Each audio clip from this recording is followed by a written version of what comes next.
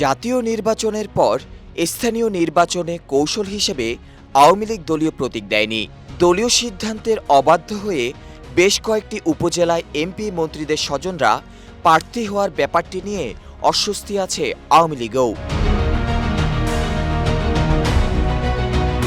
আসন্ন উপজেলা পরিষদ নির্বাচন বর্জনের আহ্বান সফলভাবে কার্যকর করতে নানামুখী তৎপরতা চালাচ্ছে বিএনপি। নেওয়া হচ্ছে নানান কৌশল।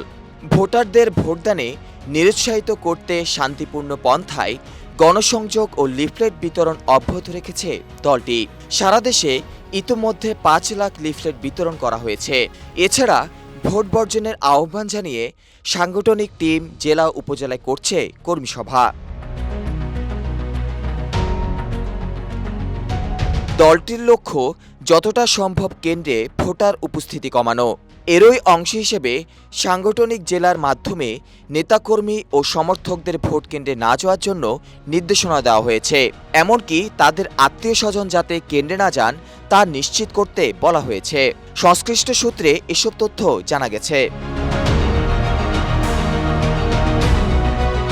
৪ ধাপের উপজেলা নির্বাচন ৮ মে থেকে শুরু হবে।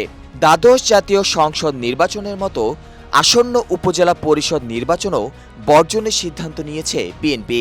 প্রথম ধাপের উপজেলা নির্বাচনে অংশ নেওয়া ৮০ জন নেতা এবং দ্বিতীয় ধাপে অংশ নেওয়া ৬১ নেতাকে বহিষ্কার করা হয়েছে।